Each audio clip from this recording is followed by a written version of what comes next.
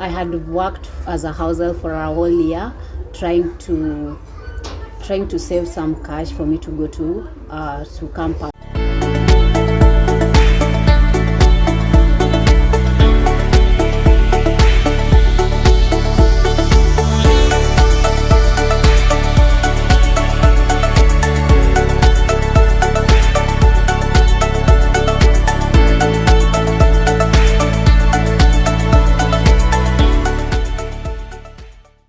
Hello everyone, welcome back to my YouTube channel. Thank you so much guys for the support that you've been giving me this far.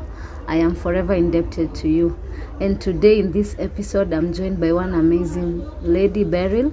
She gets to tell us more and on how she has been able to come this far and even be able to graduate from Daystar University. So karibu sana Beryl. Thank you so much, Lillian. So please tell us about yourself. My name is Beryl Otieno, a fresh graduate from Daystar University. I've pursued a bachelor's degree in communication and specialized in electronic media. I've also done a minor in international relations, and the journey has been amazing, but with ups and downs. But I'm so grateful that the Lord has reached me this far. Thank you so much. So Beryl, you said the journey has had some ups and downs. Please tell us more about it. So I joined Daystar in 2016. That was August semester, and so me joining Daystar was a step of faith. So by then I had worked as a house help for a whole year, trying to save some cash for me to go to campus. But it was quite tricky because I was the one also supporting my siblings who were in high school. So by the moment I was joining Daystar, I only had 2,000 shillings, and that was to cater for my admission fee. So the moment I went to the Google, to the system and registered and did everything. When I took the fee structure to my mom. So I took the fee structure to my mom, and the fee structure was indicating that the amount I was required to pay for me to join Daystar was 200,000 shillings. So when I took it to my mom, she thought that I was insane. She was so furious, and she told me that I'm mad. I need to come back to my senses. So I had to convince her by all means that actually I know what I'm doing and I'm sober. So it's only that it's a step of faith, and with faith, it's not logical at some point. And because it's something that you are seeing it in the spirit and you believe what is not evident. So I had to convince her, and I told her, actually, do not worry about the school fees. I'll cater for it. So the only thing I'll require from you is my fare to Nairobi. Provided I just get to Daystar, that will be good enough for me to start. So you don't worry about the fee. And she got convinced. She actually didn't have money, so she borrowed 2,000 shillings from the chamas. And I went to Daystar. I didn't even know where it was exactly. So initially I didn't even know that there is a town campus one. So I went to the main campus, which was way far. So I ended up spending the entire money that I had. So when I went, the first time when I was almost being admitted, I had two students in front of me. So there's one student who came to do masters in business administration, and she came to inquire the amount it costs for her to finish her master's program in Daystar, because she didn't want to pay in bits of every semester. She wanted to pay the entire amount at once for the entire master's program. So the calculations were done, and it was told it's this amount, which was something like $1 million. And then the next student also came to do degree in international relations. He also came to inquire the fee that he needs to pay for the entire degree program. the calculations were made, he was told the amount, and he paid there and then. Wow. So I was the next student. There I am. I don't even have fare to go back home from that particular point I was. So I also just went with confidence, and I was like, how much does it cost me to pay for the entire semester so that I start my classes? So I was told that it's around 200,000, and I was showed the finance office. So I went to the finance office. I actually didn't go because I knew I don't have money. So I waited the following week to start so that I started my class that evening, actually, by faith. So with time I noticed that my name is not in the system.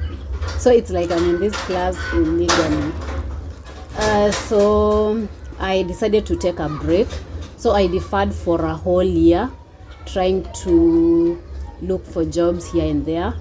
And most of the jobs I used to get are these ones for sales and marketing, promotions, the back to school ones. So there's one job that I got, and I was paid after 4 months later. And when I was getting into the job, that was supposed to cater for my transport to school, even for my rent and everything. The rest is history, actually, because the story is really, really long and deep. Yes. Wow, it's called determination. I'm just inspired on how the person who was in front of her wanted to clear the whole amount. That's the irony of everything. She wanted to clear the whole amount, and Beryl was there. She didn't have anything to pay. But who is like God? We thank God that you've been able to graduate. Anyway, wow, guys, are you even being inspired by her story? Oh, wow. I've already been inspired that whatever that you want to achieve in this life, just put in the determination and have faith. You'll be able to achieve it. Wow. So tell us, how are you able to finally graduate? Or you deferred and you started working in sales and marketing, promoting things in supermarkets and different places. So tell us from there, how did you end up going back to Daystar University? Okay, so another thing that happened, that was after a whole year. I've done the sales and marketing, the ones you stand in the supermarket for 12 good hours. I've zungukad in shops with a very big bag, selling these big G's, ball gums, and the PK. I've sold so many things in terms of marketing. Some you even end up not being paid because you haven't met the target and all that. So it was a whole chain of challenges in terms of financial constraint. So how I managed to now started my classes and registered officially in Daystar. That was back in 2017, August semester. So this is when, let me just take you back.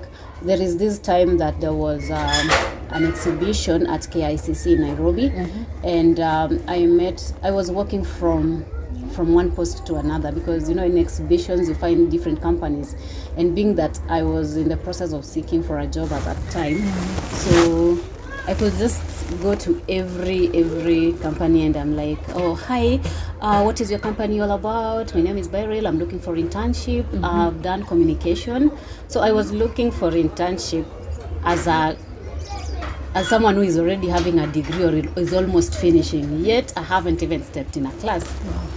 So the moment I stepped in Daystar, I actually got the admission. I went back and updated my CV that from 2016 to 2020 pursuing bachelor's degree in communication.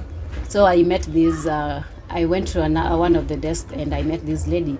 So I introduced myself, I'm Beryl, blah, blah, blah, I've done this course. And then she was like, oh, wow, you're from Daystar. I'm also actually an alumni from Daystar, and I'm so glad to meet you. So just give me your contact, and in case something comes up, I'll let you know. So the fact that she gave me her contact, that woman never had rest, because I could call her every minute, every time. I'm like, okay, I'm calling to remind you that I'm Beryl, and if at all there is a vacancy, please let me know. So it went on, and she kept on telling me that no, the vacancy is not yet available, but I'll let you know. And you know how someone can be impatient, especially when you are at that point you really, really need something, and you can't even see any form of of hope. Yeah. Yes. So also that lady told me that she'll get back to me, and it really, really took a while. So I gave up. And then coincidentally, there is this one time I was in school, and I went and met her at Daystar at the reception.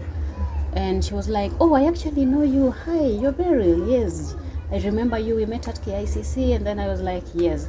Back to the same topic. I need a job. Yes.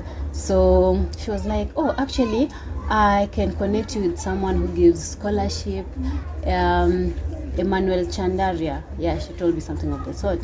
So she told me that I'll inquire with a friend of mine to find out if it's possible for you to get some assistance. So the next time she called me, she asked me for my CV, and she asked me the grade I got in KCSE. So unfortunately, I didn't qualify because the whatever Emmanuel Chandaria was offering was scholarship to India. Yes, and you must have gotten at least B+ and above. So when I told her the grade I got, she was like, that is quite tricky. I don't think they'll accept. So let's keep on praying. We hopefully something good will come out, maybe from a different source. And that was the end of. And then there's a time they had a vacancy, but I didn't qualify because I was still a student. Yes, so now we became friends with this lady, and she had actually we had exchanged contacts.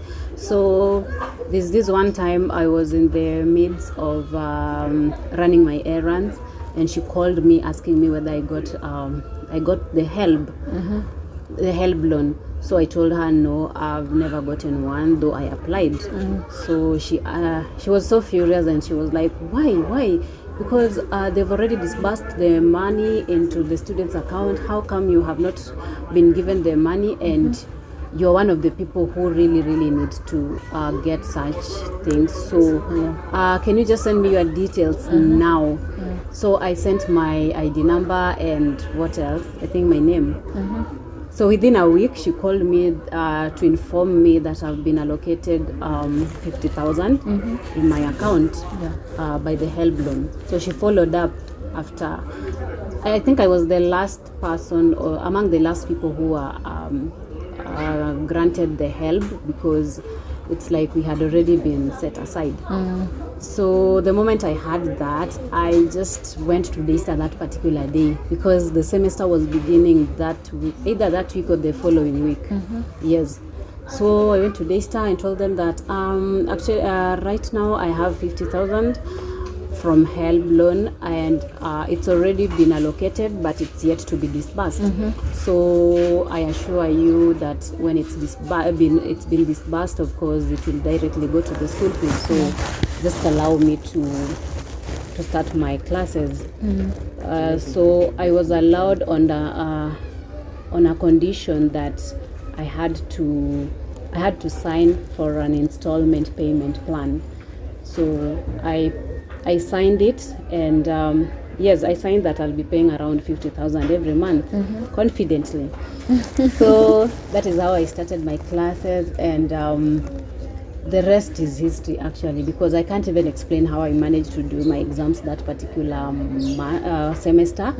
So when it came to exam time, I still had arrears, and God granted me favor with the finance department, especially the financial aid department. So I went to them and told them that actually I've deferred for a whole year. This is my first semester, but I still don't have hopes of clearing the fee. But just allow me to do my exams, and then I'll clear this with time. And they allowed me and did the exams. And funny enough, there are people who missed exams, yet they had very, very little money, like very, very little balance.